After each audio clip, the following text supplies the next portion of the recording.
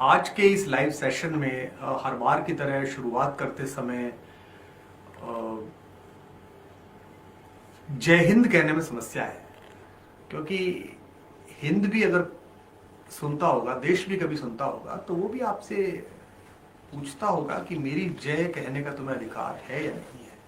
महाभारत में मैं अक्सर सोचता था, जब मैंने शुरुआत में बचपन में महाभारत की कहानी अपनी दादी से सुनी, अपने पिता से सुनी, तो मैं अक्सर सोचता था कि इतने नीतिज्ञ, इतने पढ़े लिखे, इतने विराट व्यक्तित्व के लोग एक ही सभागृह में उपस्थित थे, जहां चाहे द्यूत था, चाहे वैमनस्य था, चाहे ईर्ष्या थी, चाहे दोनों दलों के एक दूसरे के प्रति घृणा थी, कौरवों और पांडवों में। ऐसा क्या हुआ होगा कि एक कुल वधू जो बड़े आदर स्नेह के साथ उस परिवार में आई हो, जिसने पितामह भीष्म के चरण छुए हों, जिसने गुरुवर द्रोणाचार्य की अभ्यर्थना की हो, जिसमें महात्मा विदुर में पिता दिखाई दिए हों, जिसमें उसे दुर्योधन में अपना देवर दिखाई दिया हो, जिसमें कृपाचार्य में अपना कोई रिश्तेदार दिखाई दिया हो, उस पूरे परिवार में, उस पूरे वंश में चाहे कितनी भी घृणा थी, चाहे कितना भी बुरा था, ऐसा कैसे हुआ कि उसको बालों से खींच के, उस रजस्वला स्त्री को बालों से खींचकर बुलाया गया सभागृह में और सबने उसका चीरहरण किया। और सबसे बड़ी बात यह कि उस पर कोई बोला नहीं, पूरी सभा खामोश रही। जिन लोगों ने उसे दांव पर लगाया वे तो अपराधी थे ही, चाहे वे धर्मराज हो, चाहे वो धर्मराज के भाई हो, वे सब तो अपराधी थे। उनका क्या अधिकार था एक स्वतंत्र अस्मिता की स्त्री को अपने अहंकार में, अपने द्यूत क्रीड़ा के प्रेम में उसे दांव पर लगाने का। मैं बहुत आदर करता हूं अपने सारे प्रतीक शास्त्र का, लेकिन जो गलत है वो गलत है, उसमें सवाल पूछा जाना चाहिए अपने पिता से भी, अपने पूर्वजों से भी, और खुद से भी, और अपनी संतानों से भी। लेकिन मुझे दुख उन लोगों पर ज्यादा नहीं आता था, गुस्सा उन पर नहीं आता था जो सिर झुकाए हुए हारे हुए बैठे थे। मुझे गुस्सा आता था पितामह भीष्म पर, मुझे गुस्सा आता था गुरुवर द्रोणाचार्य पर, मुझे गुस्सा आता था गुरुवर कृपाचार्य पर, और मुझे प्रसन्नता होती थी, मेरी छाती चौड़ी होती थी सुनकर कि महात्मा विदुर, कोई एक आदमी तो है जो खड़ा होकर पूछ रहा है धृतराष्ट्र से कि सिंहासन के प्रति मेरी पूरी निष्ठा है, मैं आपके आदर करता हूं, लेकिन ये सवाल तो आपसे पूछूंगा कि हो क्या रहा है। ये बात अलग है कि उसी समय, जिस समय विदुर सवाल पूछ रहे थे, वहां खड़े हुए दुर्योधन और उनके चमचों ने, उनके चिंटुओं ने, उनके भक्तों ने दुर्योधन को हस्तिनापुर का विद्रोही बताया था, द्रोही बताया था, और कहा था कि हस्तिनापुर के खिलाफ है। और यह हर सत्ता के चिंटुओं की छाप होती है कि वो अपने दुर्योधनों को बचाने के लिए, अपने धृतराष्ट्रों को बचाने के लिए उनके अंधेपन को उस देश के ऊपर मढ़ देते हैं और कहते हैं कि आप देश के खिलाफ जा रहे हैं। और मैं बार बार कहता हूं कि नंद मगध नहीं है, मगध था, मगध है, मगध रहेगा। भारत था, भारत है, भारत रहेगा। सरकारें आएंगी और जाएंगी, लेकिन ये देश रहेगा। महाभारत में सवाल नहीं पूछा गया। हमारी कविता ने कहा कि अधिकार खोकर बैठ रहना यह महादुष्कर्म है, न्यायार्थ अपने बंधु को भी दंड देना धर्म है। इस हेतु ही तो कौरवों और पांडवों का रण हुआ, जो भव्य भारत वर्ष के कल्पांत का कारण हुआ। बेटियों की, कुलवधुओं की, बहनों की चीखों पर खामोश हो जाने वाले हस्तिनापुर अक्सर खंडर में बदल जाते हैं। लाशों पर रोने वाला कोई नहीं बचता है।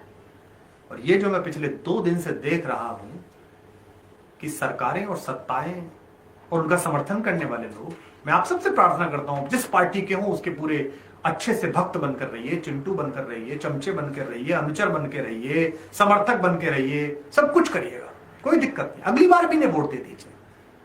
पर क्या वोट देने ने सवाल पूछने का अधिकार आपका खत्म कर दिया है?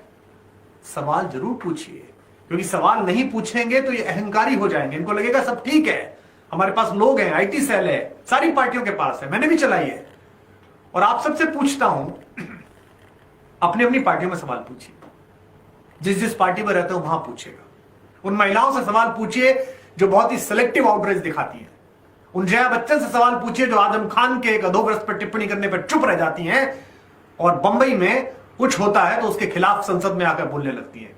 और स्मृति ईरानी जी से सवाल पूछिएगा जो हैदराबाद की बिटिया के ऊपर तो आंसू बहाती हैं, लेकिन उन्नाव में जब अहंकारी एक विधायक एक बिटिया के साथ दुष्कर्म करके उसे मारने की कोशिश करता है तो चुप रह जाती हैं। चिन्मयानंद पर चुप रह जाती हैं। पूछिए इनसे, कहिए कि आप महिलाएं नहीं हैं, आप पार्टियों के लीडर से अपनी पार्टियों के लिए वोट मांगिए। और खासतौर से महिलाओं से कह रहा हूं, बेटियों से, बहनों से, पत्नियों से, माओं से कह रहा हूं, आप सब पूछिए। हम पूछेंगे, ये पूछेंगे तो लगेगा लड़के पूछ रहे हैं, पुरुष पूछ रहा है, 2 मिनट में हल्ला हो जाएगा। आप पूछिए, टैग करके पूछिए, चुप क्यों है, चुप क्यों है। बोलिएगा उनसे का। तो ये सवाल ना पूछना, आप तो बड़े खुश होते थे। क्यों भाई? पार्टियों के भक्तों, चमचों और चिंटुओं, जब हम जिस पार्टी में थे, जिस पार्टी को हमने अपने खून पसीने से बनाया था, उसके एक बदतमीज नेता ने देश की सरकार के खिलाफत जाते हुए, पार्टी के खिलाफ जाते हुए सेना के शौर्य पर प्रश्न चिन्ह लगाया था और हमने अंदर खड़े होकर सवाल पूछ लिया था उससे। बाहर निकल के भी कह दिया था कि ये बेकार का वीडियो, की कोई जरूरत नहीं थी। उसके बाद अपना वीडियो जारी कर दिया था। तो आप तो बड़े खुश थे। हमारा विश्वास बहुत साहसी आदमी है, एक ही तो अच्छा आदमी है, देखो कैसे सवाल पूछा, कैसा सेना के साथ खड़ा हो गया। तो आप सवाल नहीं पूछोगे अपने नेताओं से? नहीं पूछोगे कि 14 दिन तक उसको ड्रामा क्यों कहते रहे? शुरू के 8 दिन उस बच्ची के बलात्कार को किन दबंगों के कारण कहते रहे? उसके बाद उतनी देर उसके इलाज में क्यों हुई? उसको पहले दिन अच्छा इलाज क्यों नहीं कराया गया? रात को गुपचुप लाकर जिस तरीके से उसका संस्कार किया है, और अब ज्ञान दे रहे हैं हमको। एक दूर के रिश्ते के बाबा लाके दूर से जलता हुआ शव दिखा दिया कि देखो वो शव जल रहा है, उसका फोटो खींच के। नहीं, परिवार वाले तो थे। उसके पिता और उसकी मां का वीडियो देखा जो पूछ रहे हैं कि हमको दिखाया भी नहीं गया। ये कैसी संवेदनशीलता है? बलात्कार उजाले में करते हो और शवदाह अंधेरे में करते हो, उसके बाद कहते हो कि सवाल ना पूछा जाए। सनातन संस्कार तो छोड़िए, चलिए, उसमें तो अनुमति है ही नहीं कि सूर्यास्त के बाद संस्कार हो। पर छोड़िए, आपको उन संस्कारों से लेना देना नहीं है, आपको अपनी आउटरीच से लेना है, आपको बाकी चीजों से लेना। पुलिस की हिम्मत हो जाएगी। और जब आपको सवाल पूछने हो तो आप बहाने बना देते हैं। बेरोजगारी पे सवाल करो, जनसंख्या बहुत बढ़ गई है, तो घटाइए ना, बनाइए कानून। किसने मना किया? 6 साल हो गए, कोई आपसे मना करेगा क्या?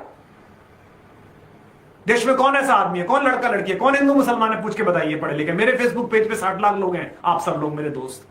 मेरे ट्विटर पर आप 1 करोड़ लोग हैं। मुझे बताइए कौन मुसलमान ऐसा है जो मना करेगा, कौन हिंदू ऐसा है जो मना करेगा? कौन चाहता है कि अच्छे बच्चों को अच्छी शिक्षा ना मिले, अच्छा स्वास्थ्य ना मिले, बच्चे 2 हो सिर्फ? आसपास आंखें घुमा के देखिए, आपके परिवार में जो आपके भाई हैं, आपकी बहनें हैं, आपके रिश्तेदार हैं, उनके कितने बच्चे हुए हैं? एक पीढ़ी में 5 बच्चे हो रहे हैं, 6 हो रहे हैं। और जिनके यहां हो रहे हैं उनको अगर दंड मिले इस बात का कि बाकी बच्चों को नहीं मिलेगा सरकारी सुविधाओं का सुख या सरकारी नौकरी में वरीयता, तो क्या समस्या है? आपको बनाइए। बट नहीं, आपको बनाना नहीं है, आपको कानून नहीं बना, आपको अपनी बात टालनी है। बेरोजगारी, जनसंख्या है जी, रेप, संस्कार बिगड़ गए जी लड़कों के। क्यों? पिछली सरकार क्यों आ रही थी? क्या कहते थे उनके नेता? लड़कों से ऐसी गलती हो जाती है तो हरा दिया, उनके लड़के को ही घर बैठा दिया। गलती हो जाती है तो गलती करो, सजा भुगतो। फिर अब आपके लोग लेके आए, संस्कार बिगड़ गए हैं। एक्चुअली संस्कार सुधारने चाहिए, घरों में ऐसा व्यवहार होना चाहिए। वाह, असली मुद्दे से आंख बचाने के लिए बहाने मत तलाशिए। लोग समझदार हैं, छोटी छोटी गलतियां पकड़ते हैं। हम भी जानते हैं, हमारी भी पकड़ते हैं, जरा सी गलती करते हैं पकड़ते हैं। थोड़ा व्यस्त हो जाते हैं, अपनी माँ के पास चले जाते हैं, घर चले जाते हैं, किसी बात पर टिप्पणी नहीं कर पाते, लोग चरस बो देते हैं। बोलिए इस पर कुमार जी, बोलिए इस पर कुमार जी बोलते हैं। फोन आते हैं सरकारों के, मुख्यमंत्रियों के आते हैं, केंद्रीय मंत्रियों के आते हैं, विपक्ष के लोगों के आते हैं। विपक्ष के तो आप बोलिए बोलिए, वो कहते नहीं आपको पता नहीं है उसमें ऐसा था, आप मत बोलिए। उसके बाद भी बोलते हैं ना, क्योंकि चाहिए किसी से कुछ नहीं, ना पद्मश्री चाहिए, ना राज्यसभा चाहिए, ना तुम्हारा पुरस्कार चाहिए, ना तुम्हारी सरकार चाहिए। वसुंधरा जी से पूछा था ना राजस्थान में जाकर, उत्तर प्रदेश में पूछते थे ना अखिलेश यादव से, अब पूछते हैं ना योगी जी से, पूछते थे कमलनाथ जी से, पूछते हैं शिवराज पाटिल से, शिवराज चौहान से। तो भाई सवाल तो पूछिए, शर्म तो आएगी, किसी पर गाज तो करेगी। पुलिस वाले की हिम्मत हो जाएगी, एसपी की हिम्मत हो जाएगी रात को आधी रात आके एक बिटिया के शव को मां बाप को दूर घसीट के और आसपास के कूड़ा कचरा डाल के जला दे, बिना संस्कार किए उस बच्ची का। और ये मत सोचिए कि आंच किसी के घर पे आई है तो आपके पे नहीं आएगी। भगवान न करे, ईश्वर न करे किसी के घर पे आए। लेकिन सुबह उठ के अपनी बेटियों का मुंह देखिए, अपनी बहनों का मुंह देखिए और फिर सोचिए कि आप पे आएगी तो क्या होगा। और कभी भगवान न करे किसी पे आई और सवाल किसी ने ना पूछा तो क्या करोगे?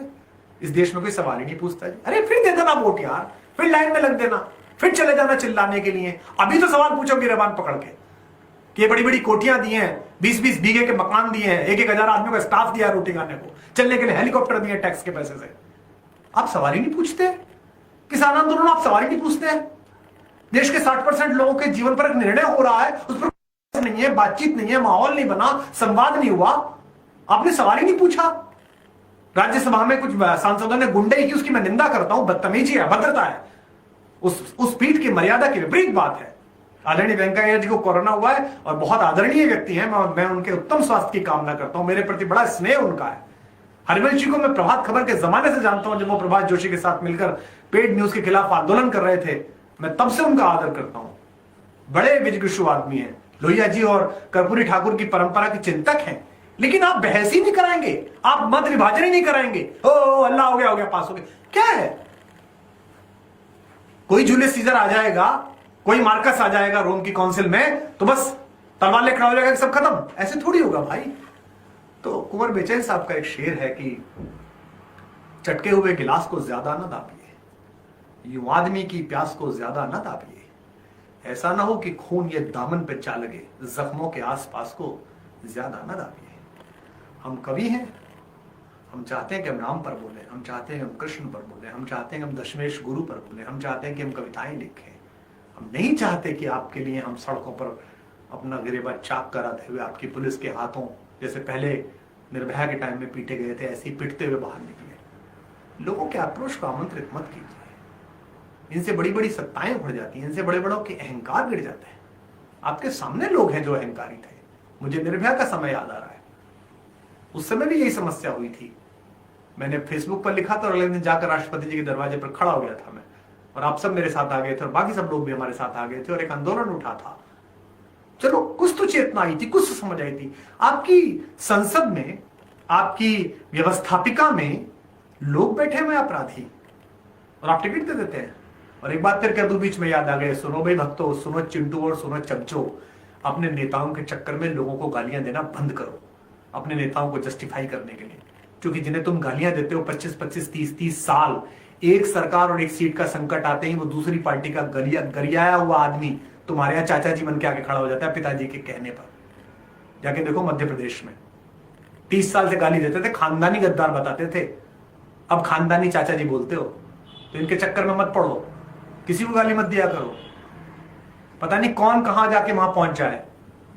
हम सब लोग कहते हैं कि आप आ जाइए, हैं तो राजनीति में, थे तो करा क्या हुआ, उससे क्या हुआ? समाज का जो गटर है, उसके अंदर जो गंदगी है, वो राजनीतिक प्रतिबद्धताओं की वजह से है। इन पॉलिटिकल लीडर्स को मालूम है इस नाले का पानी इधर गिरेगा, इस नदी का पानी इधर गिरेगा, खत बताएगा, मछलियां मरेंगी, परेशानी होगी, फिर ये पानी हमारे यहां गिरेगा, बाढ़ में जाओ। लास्ट मोमेंट में हम ले आएंगे, हिंदू ले आएंगे, मुसलमान ले आएंगे। कोई हैदराबाद में बैठ के बोलेगा, कोई दिल्ली में बैठ के बोलेगा, कोई लखनऊ में बैठ के बोलेगा, सब कुछ हो जाएगा। आज कोशिश करिएगा कि इन सवालों के जवाब तलाशिए। और एक बात ध्यान रखिए, जितनी महिलाएं सुन रही, जितने बच्चे सुन रहे हैं, आपके फेसबुक पर, आपके व्हाट्सएप पर, आपके ट्विटर पर जो भी ऐसा आदमी हो जो इस तरह की धार्मिक कट्टरता की बात करे, जो इस तरह के जातिगत विद्वेष की बात करे, जो अपनी अपनी पार्टी को जस्टिफाई करने के लिए स्त्री अस्मिता, दलित अस्मिता, अल्पसंख्यकों के खिलाफ बात करे, उसको तुरंत ब्लॉक करिए, चाहे वो बहुसंख्यक हो चाहे अल्पसंख्यक हो। पहले उसे समझाइए, ना माने हद हो गई आपकी।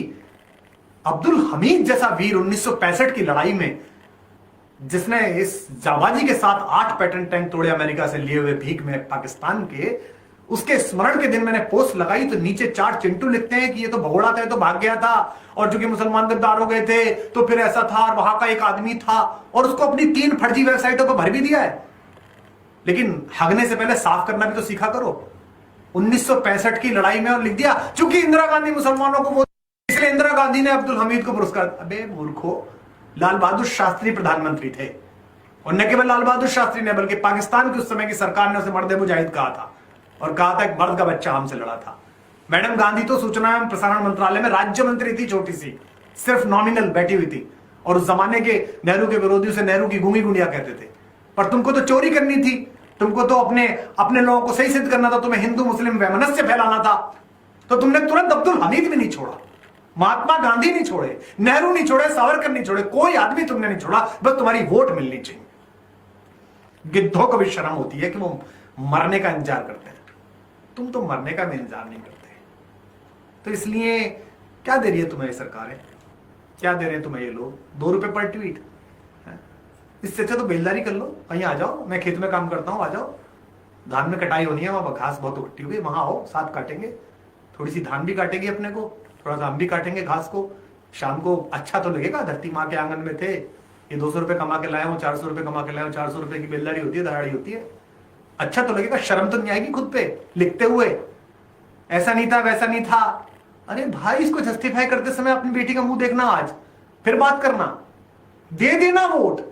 दूसरी तरफ वो मीडिया वाले, मैं आपसे क्यों बात करने आया हूं, क्योंकि चैनल्स तो बहुत पूछ रहे, टिप्पणी करोगे क्या, करवाओगे क्या? हम तो टिप्पणी करेंगे, तुम करवाओगे क्या? नशा बहुत बड़ी समस्या है, निश्चित रूप से बड़ी समस्या है। किसको नहीं पता कहां से आता है, किसको नहीं पता तस्करी कहां से हो रही है, किसको नहीं पता कौन इन्वॉल्व है। पंजाब के दौरान मैंने गीत लिखा था, 24 मुकदमे हुए थे, हुआ कुछ? किसी ने कहा जी आपके साथ हैं, 24 मुकदमे हो गए? जिस पार्टी में रहते तो उनके लोगों ने कहा, जो जाके खालिस्तानियों से बात कर रहे थे कि किस तरह सरकार में आ जाएं, उन्होंने कहा कि आओ चलो आपके साथ लड़ते हैं नशे के खिलाफ। और ये इसलिए कह रहा हूं कि जिंदगी में नशा तो छोड़ो, सिगरेट भी नहीं पी है, कभी कोई नशा नहीं किया, तब कह रहा हूं हिम्मत के साथ। बस पूरा मैं 6 दिन बाद लौट के आया खेत से, मुझे टीवी खोला, मैंने कहा शायद कुछ सुधर गया हो, शायद किसानों पर बात हो रही है, शायद किसी बात पर हो रही है। खोला, लाल गाड़ी, काली गाड़ी, पीली गाड़ी। आपको नहीं पता है क्यों हो रहा है, आपको नहीं पता है कैसे होता है, नहीं पता तो समझो कि ऐसे होता है। 200 300 400 करोड़ जितने में चलता है ना डब्बा, ये एक दुकान जितने में चलती है चैनल की, ये प्रायोजित कैसे होती है? ये प्रायोजित होती है कि ये वाली खबर चलेगी। मैंने देखा है और मैंने विरोध किया है। और आज जो ये विरोधी बन रहे हैं, जो चिल्ला रहे हैं, जिनमें हमारे दल वाले भी हैं, तुमको नहीं पता कि तुम क्या करते थे? तुमको नहीं पता कि तुमने वो सेना के शौर्य पे सवाल वाला जो वीडियो बनाया था, उस समय किन 3 पत्रकारों को अंदर बुला के दिखाया था, जो आज भी चैनल में बड़े पत्रकार हैं? तुमको नहीं पता कि तुम मोदी जी बनाते समय किन महान पत्रकारों को बुला के बात करते थे? अब वो पत्रकार ट्वीट करते हैं तो मुझे वो बेशर्म लगते हैं, मुझे वो लफंगे लगते हैं, मुझे दलाल लगते हैं। मैं उन आदरणियों का नाम नहीं लेना चाहता, बड़े क्रांतिकारी पत्रकार बनते हो, बड़े सरकार से सवाल पूछते हो। अपने गिरेबान में जाके देखो कि एक सरकार के दरवाजे पे जाके कैसे रात को खड़े होते थे, कैसे अरविंद के बेडरूम में घुस के वहां जाके चर्चा करते थे कि कल का ट्वीट कैसे होगा, कैसे उन अकाडमियों के सम्मान ले आए हो तुम लाख लाख रुपए के, कैसे तुमने अपने लोगों को कॉलेज के प्रबंध समितियों में मेंबर बनवाया है, कैसे कैसे तुमने इसके फायदे उठाए हैं, और तुम निष्पक्ष बनते हो। इसलिए इस बिके हुए समय में, जब ये भी सब बिके हुए हैं, आप और हम बचे हैं सामान्य नागरिक, जो बोलेंगे तो सरकारें सुनेंगी। इनकी औकात नहीं है। अन्ना हजारे ठीक कहते थे, इनकी नाक दबाओ तो मुंह खुलता है, इनकी नाक दबाइए इनका मुंह खुलेगा। इसलिए गुस्से में कोई ऐसी बात की हो जो आपको बुरी लगी हो तो उसके लिए क्षमा करें, पर बहुत कष्ट है। एक हमारे कवि थे हबीब जालिम, पंजाब में, पाकिस्तान के पंजाब में थे। उन्होंने मरी के मुशायरे में एक नज्म पढ़ी थी ज़िया-उल-हक के वक्त में। तो जब वो नज्म पढ़ने शुरू कर दी तो नीचे से किसी ने पजामा खींचा, एक शायर ने, और कहा कि ये वक्त नहीं है। तो उन्होंने कहा कि मैं वक्त देख के तेवर बदलने वाला शायर नहीं। दीप जिसका महलात ही में जले, चंद लोगों की खुशियों को लेकर चले, वो जो साए में है मसलहत के पले, वो जो साए में है मसलहत के पले, ऐसे दस्तूर को सुबह बेनूर को मैं नहीं जानता, मैं नहीं मानता। तो ऐसा दस्तूर जो सिर्फ चंद लोगों के हाथ में हो, जहां किसी की झोंपड़ी का दीपक बुझ जाता हो, किसी की ज्योति पेट्रोल डालकर जला दी जाती हो, उन सब अहंकारियों को बताइए, उन सब लोगों को बताइए। मैं जानता हूं कि इसके बाद भी कुतर्क आप लोग करेंगे, बहुत सारे लोग करेंगे। उन कुतर्कियों से आप निपटते रहिएगा, करते रहिएगा। थोड़े दिन के लिए, अगले कुछ सालों के लिए हिंदू, मुसलमान, ठाकुर, ब्राह्मण, बनिया, दलित, इस विमर्श से बाहर आइए, देश का विमर्श संभालिए। बहुत मुश्किल वक्त है। फिक्र कर सके तो बहुत अच्छा है, ना कर सकें तो 1000 साल में गुलामी गई है आपकी। फिर आपसे भी सवाल पूछा जाएगा आने वाले कल।